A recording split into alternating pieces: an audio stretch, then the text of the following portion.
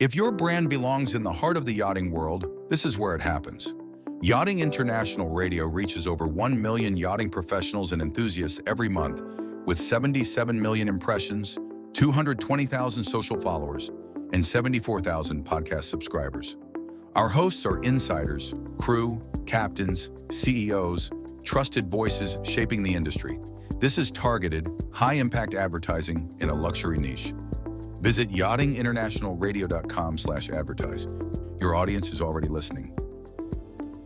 Welcome to this episode of Superyacht Laundry podcast. I am here today I'm actually quite jealous of her, to be honest, because where she is possibly one of the most beautiful places on the planet.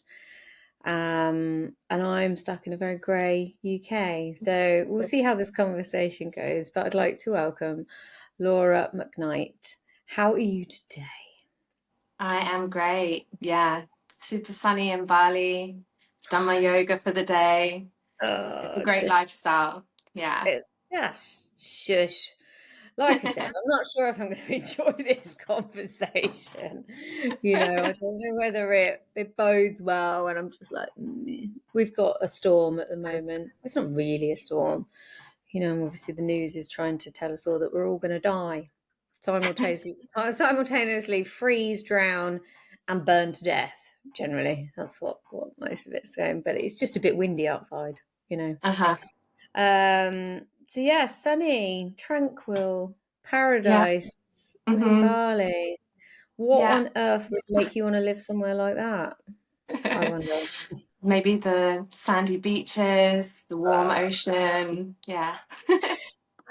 Right. So anyway, before we get on to the annoying place that you live and what you do for a living now, let's go back into the mists of time. Where are you from, Laura? Where were you based before the yachting world found you? I grew up in Southampton in the south of UK. And yeah, I was working as a holistic therapist in a 5-star hotel. And most of my guests were cruise ship passengers, actually, in the hotel. So naturally, I ended up transitioning to cruise ships. How did you? You went on board the big ones? Yeah, went on board the big ones, 3,000 passengers, 1,500 crew, and worked in the spa doing, body work and skincare, actually. Yeah. Did you have many American, because when people that I've spoken to that work on cruise ships, they always want the Americans because they tip. This is true. This is true, but I was on a British cruise ship and they don't as much. No, yeah, so I did it for a year and a half and then transitioned to yachting. Yeah. Where did you hear about on board, like obviously a cruise ship? Do they talk about yachting? Is it common knowledge that it exists, or not so much actually? Yeah, I didn't hear about it through that industry. I actually heard through a friend that was working as an engineer on the yachts, and he's like, what are you doing? Why are you on cruise ships? Because on cruise ships, as a therapist, you had no basic salary, zero. It was all commission based at the time. Yeah, so you weren't guaranteed an income. And if you had a port day with all the passengers off the ship, you could work 8 till 8 p.m. and maybe not earn anything. Yeah. Wow. I don't know if it's still like that. That sounds okay if you've got, like I said, loads of Yanks on board. But Brits, obviously they do like quite like a spa, but I wouldn't probably say as much. And like you said, port days, and they're all getting off. What are you supposed to do? Like, what was the money like when you were, when you did do your time there? Not so great. When I left that industry, I didn't have any savings. But, my food was paid for. I didn't have to pay for my accommodation. So you know, I was living there for free. I had no outgoing costs. So I was able to explore the world and meet amazing people from all corners of the globe. And yeah, go to places like the Caribbean, Singapore, Middle East, traveled the world. So it was worth it. You know, I was Did you 19 at the get? time. Well, Yeah. that's quite actually, as 19 years old, that's probably quite a good way to start. You know, there's a lot of Mhm. structure in it. And I would, you know, obviously the whole yachting industry is talking about professionalism and looking after people. Cruise ships are completely different. They're a lot more structured, proper HR. You know, it's probably a safer environment for a 19-year-old to step into, would you say?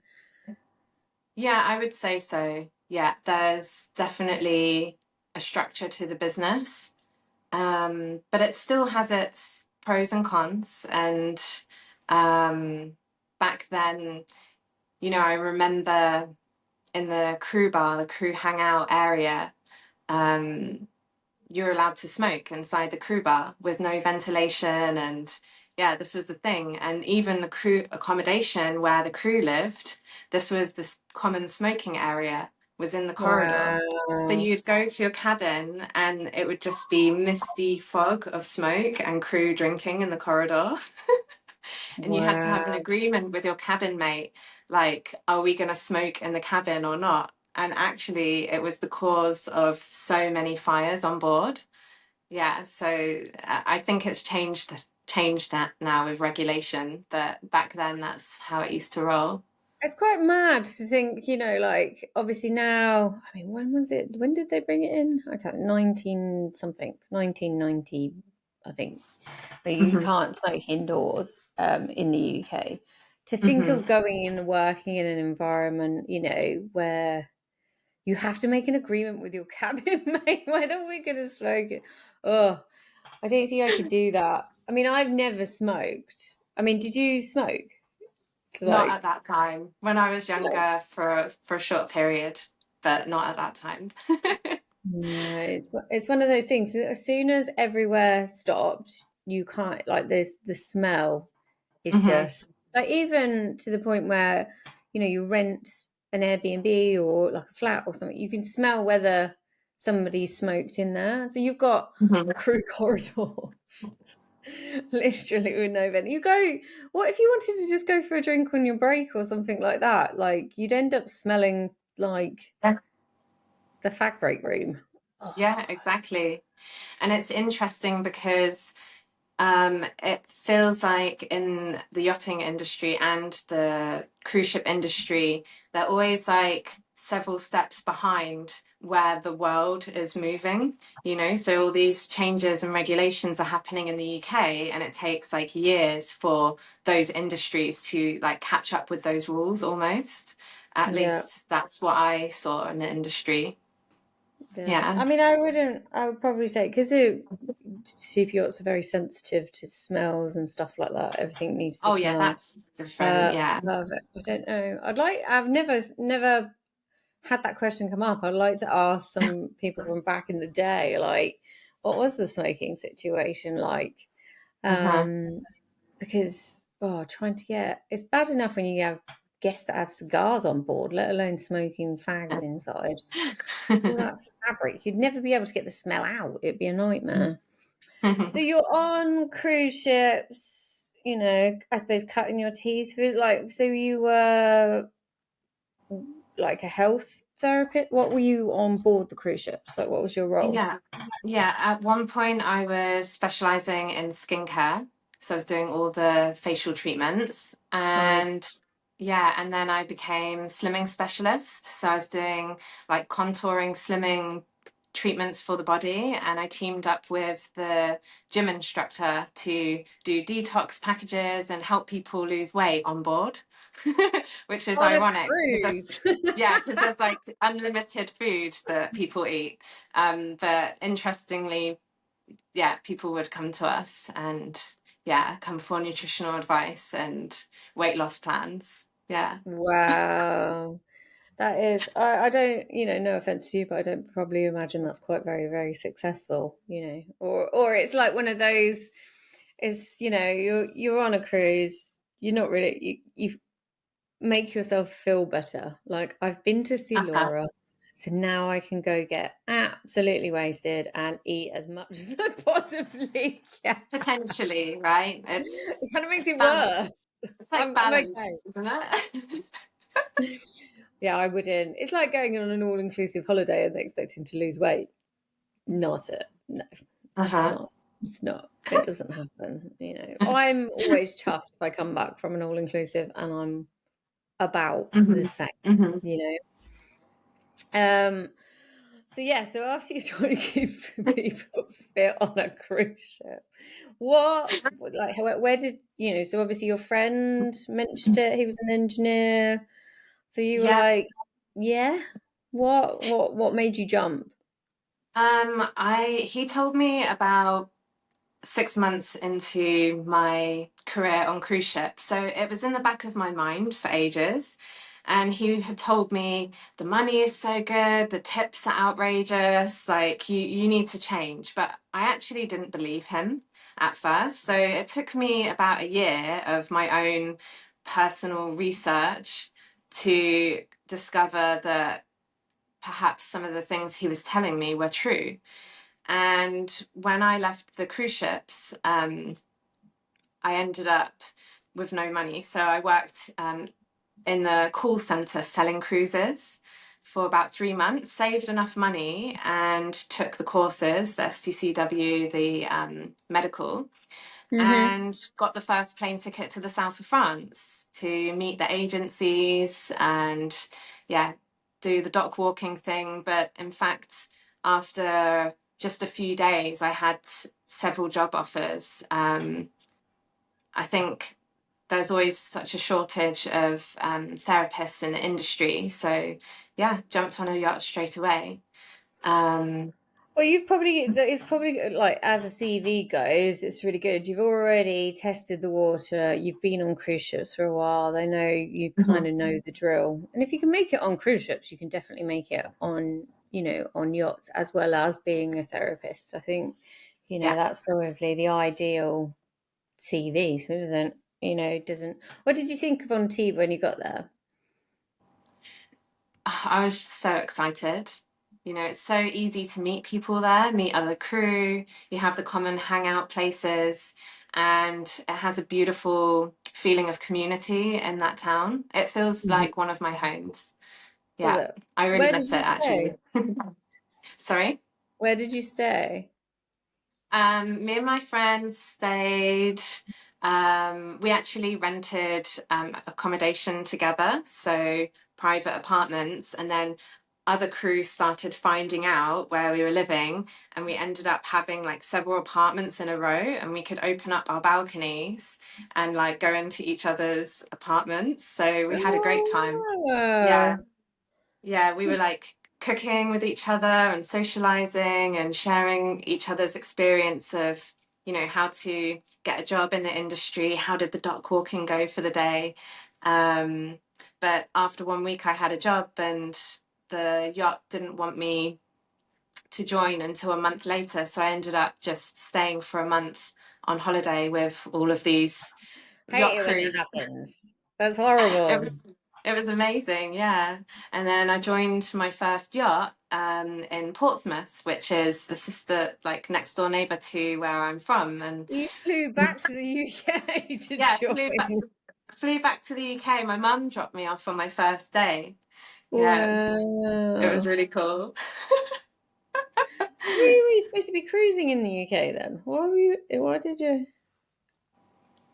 Was your yacht meant to cruise the UK? Yeah, it was. The owner was British, and we used to spend quite a bit of time there as well. Yeah. Oh, okay. Well, that's good if you wanted to catch up with family, though, I imagine. Yeah, yeah, it was awesome for my first yacht.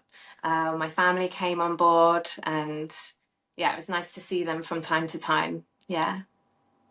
So obviously, yes, you're a therapist, but on cruise ships, they didn't make you clean anything. So how did you feel going into your role?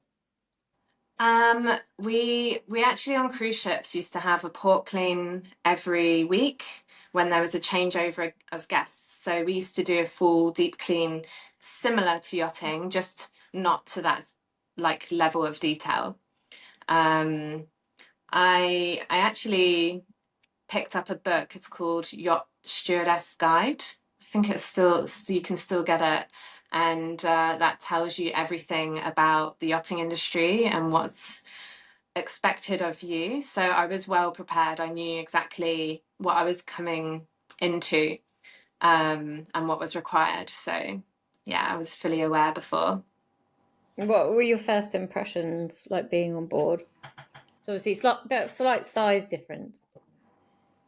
Yeah, I mean, there's a huge difference in the level of service and the quality of work that you're doing. So yeah, I was quite surprised at like the level of detail that you do the job to, you know, cleaning skirting boards with cotton buds and cleaning dirt out of doorknobs with toothpicks, you know, to this level is like, it's quite a lot to take in. But I was just super excited and super welcomed by the crew on board. And very quickly, they become like your family. So that was the first feeling that I had, just held, welcome, and yeah, family. Yeah. Yeah. It's quite funny actually. I learned something new the other day. One of our other podcast guests said it takes 60 hours to make a friend, Mm-hmm. which really does probably explain why crew get so close so quick, because you're Mm-hmm. going to rack up 60 hours really quickly. You know, Yeah. probably in your first week, you're done. And if Yeah. that's kind of the benchmark of making friends, it's not really surprising that you end up feeling like a family, Mm-hmm. at all. Mm-hmm. So I learned something new the other day, because obviously everybody talks about, like, when you talk to people about what they miss, it's generally that closeness, the common Mm-hmm. goal, you feel like you're working with friends, but you are working with friends because you've already hit the most of the criteria of how to make a friend. Yeah. And So sorry. you're not just you know, you're not just working with these people, you're living there, you're living at work, and in your spare time, you're spending your time together as well, going ashore, doing exploring, doing things together. So it's like more than you would experience in a normal situation, I would say. Yeah. Yeah, no, 100%.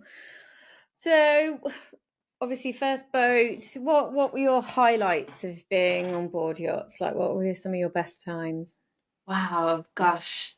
Well, the first yacht, the highlight has to be working with British royal family. That was probably the biggest highlight. Yeah, doing a tour in the UK with some of them on board was, yeah, pretty special. Um, and I think your first boat always has a special place in your heart, you know, as your first experience. So I'll never forget those days. Yeah. And neither will the people I shared that time with. I think as Yeah. a Brit, when somebody says, "Oh, we've got some of the royal family," I don't think I've ever been more terrified in my entire life than when I was chief stew and they said they're bringing some of the royal family. I'm like, what? What are you Yeah. talking about? I was literally like, oh. All the other Yeah. nationalities on board, they're like, mm. I'm like, no, Yeah. you don't understand. I'm ringing my mom. I'm like, you'll never guess what's happening. I was too Um, scared to tell my mum. I was like, oh, I can't tell anyone, it's a secret. But I can talk about it now because it was in the news as well. So yeah, you can find it in the news. Yeah, so that was probably the highlight from my first boat. And gosh, there's so many, so many. Um, I think the thing that always stays with me the most is the people I've met, and the connections and the bonds are the main highlights for me. Yeah. Not just the royal family. I've met Not the royal just the royal family. Yeah, that's secondary. Oh dear. So obviously you're on board, you know, did you go all over? Where did you spend a lot of your time? Europe, or did Yeah, you we get to go to did. the Caribbean and stuff? Yeah, we did the milk run, so mostly Mediterranean in the summer. So all over from Spain, France, Germany to Greece, Turkey, etc. And winters would be in the Caribbean and US. So that was the standard routine every year. Hmm. If you had to pick a favorite, what would you pick? My favorite spot to hang out in the Caribbean is Antigua. Again, for the community and meet the ability to meet other yacht crew in that space is amazing in that shipyard. And in the Mediterranean, I would say Antibes. Yeah, Antibes is my favorite. It is cool. It Mhm. is. It is a special place in all of our hearts, you Yeah. know. And Drinkers Club has a special place in my wallet. I just, I We should don't all have know. shares in that business, huh?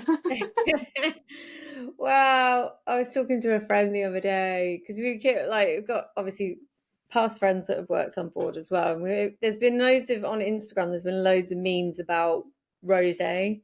So Hmm. like, you know, I don't want my rosé. The one literally I sent to some friends the other day that it has to come in the right. You know, you're a rosé snob when it's not only the color, it's the glass that it's served in. You get all like picky about. Uh-huh. So you know, there was this meme going around yesterday or the day before, and it was like, my rosé can't be the color of cowpole for any mothers out there. It's like bright pink. And also, I want to see the glass that you're going to serve it in, because I've been hurt, emotionally damaged before. I was like, that's how it happens. We're all wine snobs, but to be fair, drinkers had terrible glasses for ages. They had like these really small ones. Not saying that I needed to drink more, but like they had really small ones and they were really thick. Hmm. But they've changed now. I know. I've been Hmm. back and I've checked, so they've upgraded. But yeah, back in the day, no, no. But yeah, we all become hideous wine snobs. I dread to think thousands. You think about how many times I used to go back there. No, I used to go back to Antibes to meet up with friends. You know, like crew Hmm. members that were off. We're like, oh, we'll meet there, shall we? So Hmm. yeah, I think we should all, as an industry, take responsibility for rosé becoming the most incredible thing that it has across the planet. It's us, which is it's all us. We started a trend and it's spread everywhere. Hmm. Um, so when you know, obviously having a great time on board, royal family, when did Hmm. you start to feel differently about your time on board? Well, I changed vessel, and there was a culture on board this vessel which was quite extreme, I would say. Like You being diplomatic. burning the candle at both ends. And yeah, I guess I was on that boat for about 12 years. And the first 3 years in my early 20s were quite hectic on there. And my self esteem had plummeted to rock bottom after about 3 years. And that's when I started to feel different about the industry. Like, can I stay and can I continue doing this? Or do I What leave? Or do I do what was something about it? what was the like? So 3 years of just partying too much. Like, what was it in those Yeah, 3 years that changed for I would you? say, yeah, I would say partying too much, working just crazy hours, and no time to rest, no time to recover.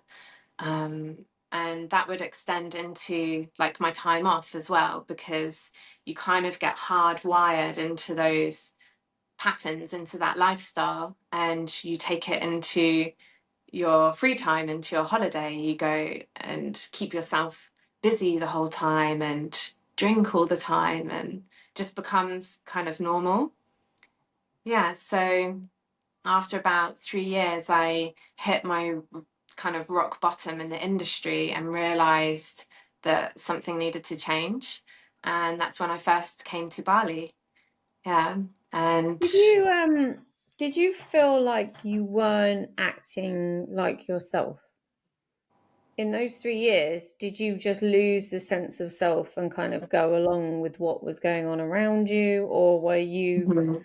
kind of expecting? Because obviously, 20s is, it's your time to mess things up and experiment and all of those kind of Yeah. things. I was just wondering, like, was it kind of getting caught up in the lifestyle, Mhm. or were you trying to work out where your boundaries were, what you wanted? And obviously, the environment's not very forgiving. If you haven't got really strong Mhm. boundaries, you're not, Mhm. you're just going to go along with the flow, as they say. Yeah, I think that was definitely true in my case. I was trying to fit in with the crew and kind of got swept away in the culture of what was happening on board. And I think in your early 20s, you're still figuring out who you are. You're still figuring out, yeah, your boundaries and your intentions, and you're kind of new to the world and exploring different things and trying different things. And I don't regret any of it. But when you don't give yourself nourishment and you're doing things that, I mean, ultimately, if you're drinking all the time, you're bringing your energy down, right? It's a depressant. So at some point, it starts to affect your self-esteem. And yeah, that's what happened to me. I definitely got swept away in the movement. Yeah. It's really easy to do though, because it is fun. You do go out and Yeah. you are having a laugh. It's Yeah. not like this horrible environment that you're getting dragged into. It is Yeah. fun. And obviously, it is also fueled with wanting to still have more good times with this new Yeah. family. Yeah. Like I said, it's like having a best friend on tap, to go out Yeah. and have a laugh and joke.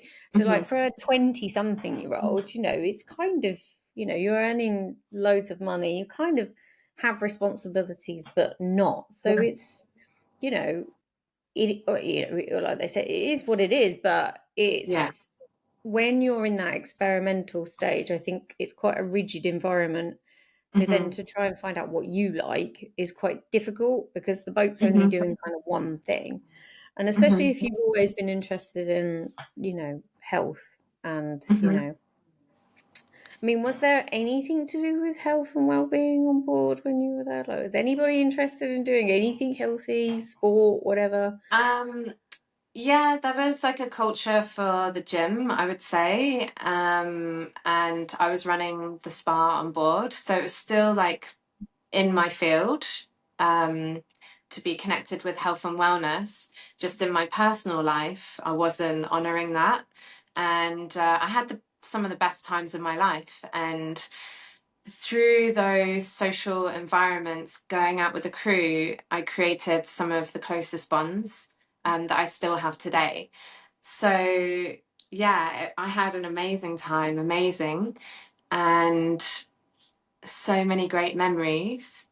But I can see that there was a price for that, for my own health and mental well being, I would say. Yeah. Mm. It's unfortunate because also understanding what a boundary is when you're in your 20s is probably, that's part of the learning experience. So you can't set boundaries out if you've never really thought about what a boundary is and what its Hmm. purpose is. So it's kind of like, it's quite common for everybody. So Hmm. you decided to go to Bali on holiday first? Yeah. Did you meet, eat, I pray, love, and was like, yeah, I want, I want to go? I I was looking for an anchor to keep me focused, and I was trying to figure out, okay, what hobby can I do that will give me an excuse, or like give me something else I can do rather than go out drinking with the crew all the time. And I used to do gymnastics when I was younger for many, many years. So I thought yoga's like gymnastics. I can do that. I can practice on deck. So I actually Googled where's the best place to learn yoga, and what is the quickest way to learn yoga. And Google said, do a yoga teacher training in Bali. So I actually had never done an in-person yoga class before. And I straight away booked myself on a teacher training and just went for a full month, like intensive Wow. learning, like the deep, because I was, kind of a person of extremes in those days. And I was like, I'm going all in, I'm going all in. So there was this like devotion. And yeah, because I only had that, 1 month off, and I was determined to learn as much as I could, that I could have my own practice on board. Yeah, but teacher training, that's really intense. Yeah, it was intense, and I had You've not done no. it before. Like I am, I can do yoga, but teachers will be doing like some of the advanced stuff, and I'm not. How did you like when you first started? Like, because by that point, would they just be saying the names, and you're supposed to already know the positions? But how did it Yeah, work? I You just I sat at the back for a bit. yeah, I stayed at the back for a bit, and I made it clear in the beginning, like, hey, I'm not here to be a teacher. I just want to learn for myself. And a few weeks before the training, I bought a few DVDs. DVDs were the thing back then. And I started practicing those on board so I could start learning the names of the poses. So yeah, I like had 5 different classes just on repeat for the few weeks leading up to the training. Wow. Well, Yeah. that's pretty cool. Like Uh-huh. it's pretty cool to just rock up to a teacher training. So, like, Yeah. have you been to Bali before? Before that training, Yeah. no, that was the first time, and it was the first of many visits. So after that teacher training, I'd never felt as good as I ever did before, and so I was addicted. I was like hooked on my new thing. So it became a priority in my time off to keep going back to Bali and do another training, do another retreat, learn more, so that I could keep developing my own practice, like whilst I was on board. Yeah. Cool. What's it like? What were your first impressions culture-wise? Because there's quite a culture difference between the hmm Western world and, the those kind of countries. What were your first hmm impressions?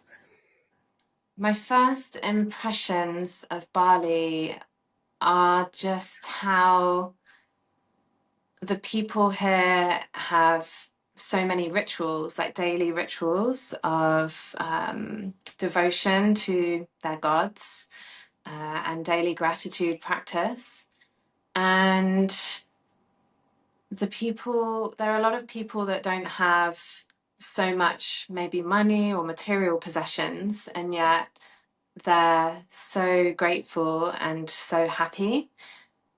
And you see in a lot of other cultures that people have everything. We see it on yachts, you have all the riches in the world, but sometimes still deeply unhappy inside. And so I was really intrigued to find out more about how the Balinese live their life and how to cultivate those feelings of, yeah, just I guess like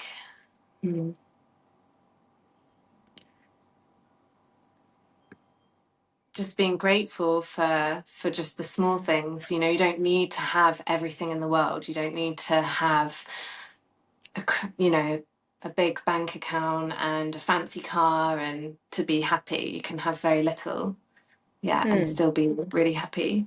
Well, it's the opposite to yachts, really, isn't it? Yeah. The Yeah. opposite of the indulgence of yachts and yachting kind of thing. Yeah. It's the opposite. Mm-hmm. Do you think that, as you know, obviously, if you kept going back, it became more and more important to you to go somewhere where it's more, no, is it more real? Probably more grounded. It's a different real, you know, everything in the world is part of this reality. But I think we can learn from each other, and yeah, there's just something so warm and inviting about this country, and the rich culture that's so attractive. So when it comes to, obviously you're doing yoga. So obviously, what was your actually like first impressions of the yoga?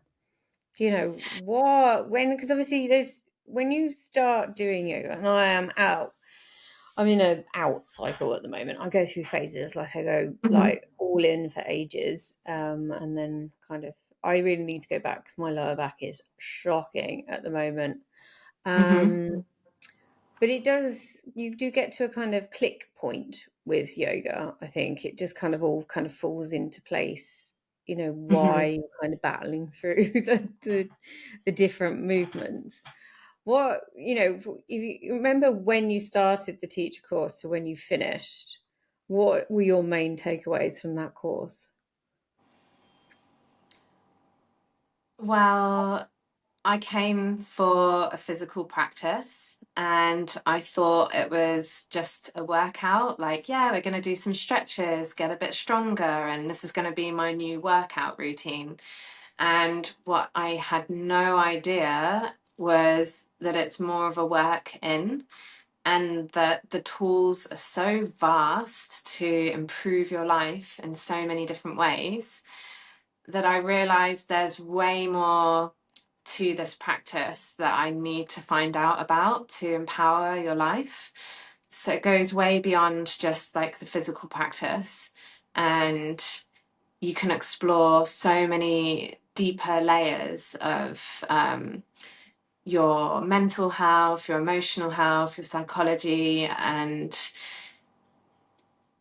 yeah, it's just you can go so deep with it, and that was the biggest takeaway for me. So you became hooked and kept going back. Yeah. Yeah. When did Bali become a possible place for you to live? It happened pretty suddenly. I came out about a year and a half ago for a 6-week training. And this was just after the boat I was on got sold and my position was dissolved. And so I came out for 6 weeks to do a training. And at the end of the training, I decided to stay. And I had half a suitcase of yoga clothes with me. Most of my belongings were back in the UK. And it was a practice of detachment from my material possessions. And yeah, I was just like, I'm going to stay, I'm going to live here. And I didn't know if I was going to find a job. I didn't know where I was going to live or how to get a visa or anything, but I made it work and just trusted that things would fall into place. Wow. So you didn't have a visa or anything. You were like, you had to do it all. Yeah, I had to do it all. So I had no like... plan at all. Just trusted that I would figure it out. By that point, I was, I just turned 34. And I was like, do I want to go back to yachting? And my heart said, no, there's some serious things happening here in Bali that you need to be here for. And so I stayed. No way. So what? What did you do? Like you did a training. Yeah. Did a What happened? training. The trainers asked me if I wanted to work in their brand new studio they were opening, and gave me this amazing opportunity to start teaching full time as a yoga teacher. And I jumped in. I was like, yeah, I'm doing it. Yeah, I need to share this. I need to share this incredible knowledge with people. Hmm. Wow. So yeah, so you've decided to stay. You're going to be a full-time yoga teacher. Like what do you know, what family relationships, like were you really free and single to be able to just go, yeah, sure, I can do that for a bit, or was there a bit more thinking behind it? Yeah, I had been in a long relationship prior to that decision, and it was exactly as you say, eat, pray, love. So there was a I knew breakup it that was in there happened. somewhere. There was a breakup. We were together for a long time, 11 years on the yacht together, and we decided to part ways. And that was when I decided, wow, I'm staying in Bali. I knew it was in there somewhere. It's somewhere. So anybody who's listening, if you haven't read Eat, Pray, Love, like when did I read it? Basically, Eat, Pray, Love. There is a movie. Don't watch it. It's not as good. It's all right, but it's not as good. Definitely don't watch the movie before you read the book, for sure. Hmm. Because what I liked about the book is she was really honest about what was kind of going on in her head. Do you know what I Hmm. mean?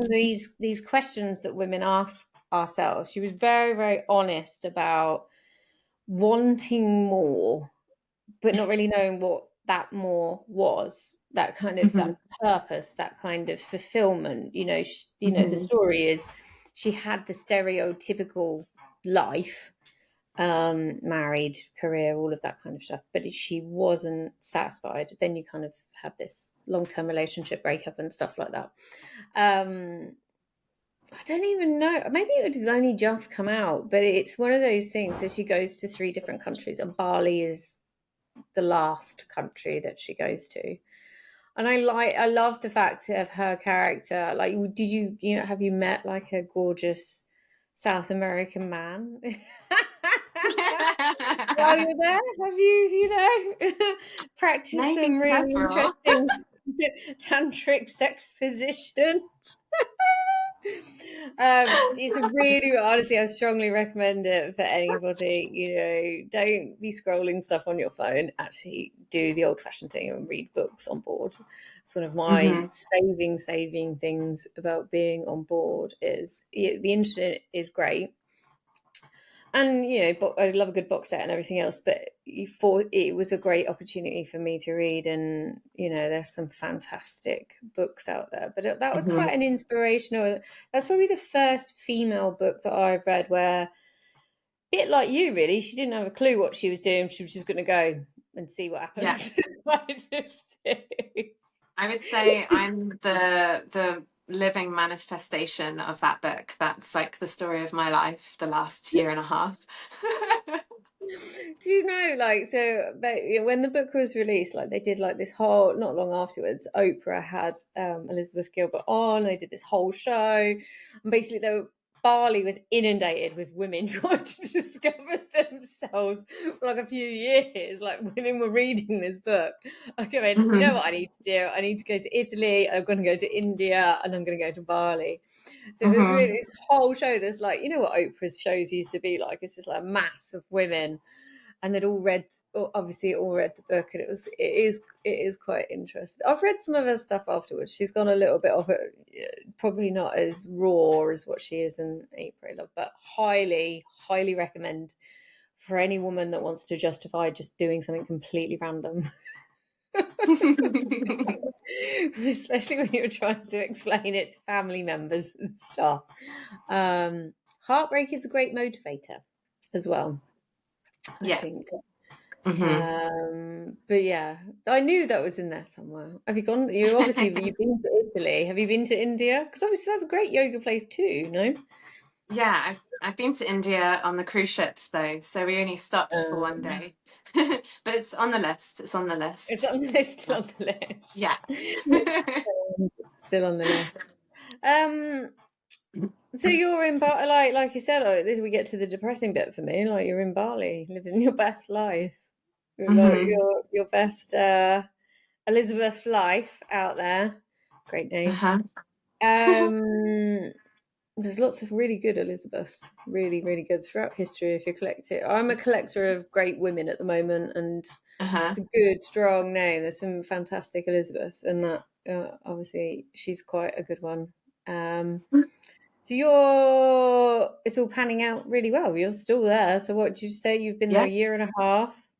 Yeah. And you contacted me because you want to get me to come over there and do a retreat. Is that not right?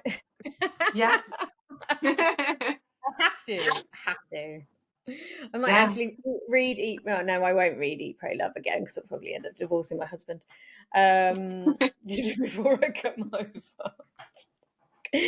I'll be here. I'll be here to hold you in case. So you've been a teacher. What are you up to now? You reached out to me, and I always find it really interesting when women reach out to me because you've got something to say. So, like, this is a lot I wanted to do. So, you've been doing being a teacher. What else has happened? Yeah, I am teaching full time at some of the best studios in the island, and I wanted to do something more. And I guess there was part of me at one point that was kind of missing the industry and almost like, do I go back one day? You know, because there's the draw of the incredible salary and community and closeness that you have with the crew. And so I decided to create a retreat for yacht crew and bring some of my friends and new friends to Bali to experience some of the magic here. So I designed like a whole program of activities that are really tailored for what I believe crew really appreciate. And it'll be a chance. Can I come? Yeah. It's for current crew and also ex crew, because I feel like even when you leave the industry, you're still kind of hardwired into this, like, go, go, go, I must work and succeed and push. And so this retreat is really a reminder that it's okay to slow down, that it's okay to have time for yourself to recharge. And so there's going to be tons of fun activities, but complete freedom to choose what you join in. And of course, I've designed some of the workshops and classes to teach crew the tools they need to rewire the nervous system and find a way to stay balanced. No matter where you are in the world, you can do these practices anywhere. Yeah, so that's what I'm doing. Yeah, I'd quite like that. I think it would be quite nice. I've not, like I said, I've never been to Bali. You know, it'd be nice. I was actually thinking about it the other day. You know, like I said, I kind of been through phases with yoga. Like I've done it really intensely, probably for a few years, then it's dropped off for whatever reason. I got back into it after my daughter was born, and then life just got really hectic. Since we moved house, I kind of not really got back into it. So I think it would be a worthwhile venture to just crash course myself back in. Perhaps not teacher training, but you know, I could be vegan for a bit and do yoga 8 hours a day. As long as there's not much else to do in the rest of it. Yeah, and it's not just going to be all yoga. It's going to be like all of the best healing practices. So there'll be like sound healing and some of the Balinese traditional healing rituals as well. But also the juicy stuff like massages, pampering, time in nature, and yeah, time to reconnect with yourself, because yacht crew don't often have a lot of time for themselves on board. So everything's organized, and we're going to be going in waterfalls and the ocean, and That yeah, sounds just horrendous. yeah. Awful time. But I'm sure I'll tough it out. Be talking to my husband when he gets back. I need to go. It's research purposes. Um, no, it sounds delightful. My stepson is actually on board, and one of the big things that I've said to him is what I regret not doing when I was on board is actually having a holiday, because what you find is with your leave, you're desperately trying to see the people that obviously aren't part of the yachting world, and it's not relaxing. Mhm, You'll get in a car, you'll drive 5 hours, see some people, then you'll fly here and you'll see some more. And it's not a holiday, it's not mhm, pure rest, and especially on the older contracts when you kind of had at most like 2 months off, you have to go and see your family because otherwise you never. So then when do you get to actually have a holiday? mhm, And like you said, to turn off and, recharge. It's very common in the yachting industry that doesn't happen. But then that's just a lot of that is the nature of the work. So mhm. I think, so what's the plan? You're doing retreats, you're going to live in Bali forever, find yourself a nice South American guy. Gosh, the plan is to keep going, keep teaching, keep offering, keep designing workshops, retreats, and I don't have a huge, like, long term plan, just seeing how each year goes. I think sometimes we can get overwhelmed with the bigger picture, and I think it's nice to remind yourself to really come back to that present moment and then just enjoy like what you're doing in the moment. So at the moment, that is the focus, to take one step at a time, enjoy, and keep exploring. Um, yeah, and I think that's one of the biggest gifts I gave myself in yachting, is using my time off of yachts to explore the things that light me up. And it reminds me of something my mum always taught me, is to follow your fun. And whenever you follow what lights you up, what is fun for you, you'll always be successful. And yeah, that's my ethos kind of around the retreat, is to enjoy ourselves and have fun and connect with ourselves. Yeah, like explore, depending who's on the retreat, perhaps it's going in and exploring those things. What lights me up? What am I passionate about? And then start to direct your life in that way. And ultimately that can help you build a life outside of yachting as well. Yeah. Well, it's Mm-hmm. like, and also it's pretty cool to do, you know. Yeah. Like, I Yeah. was like, if I'm gonna, try and reconnect with who I am, why not do that in a tropical paradise? Yeah. It's better Yeah. than doing it in Southampton, that's for sure. For sure. No offense to anybody who's listening, lives in Yeah. So, Southampton, love you, but mum. Love you, family. Bali, Southampton, it's not, it's not, there's not a lot in it, really, I would say. Right, so to finish off, we Hmm. always ask about 3 pieces of advice if you were talking directly to a young lady in the laundry right now. I would say number one, be smart with your savings and investments, because you can get wrapped up in the lifestyle, in the luxury of no limits and spending all of that hard-earned cash. So spend it wisely, enjoy it, but set yourself up for your future so that you don't get stuck in the industry. They call it the golden handcuffs. So it's gonna gift you with freedom when the time feels right. Second piece of advice is to use your time off to explore what you might like to do after yachting. Explore your hobbies, what you're passionate about, things that lift you up and make you feel good. And that ties in with creating the life you want to live post yachting.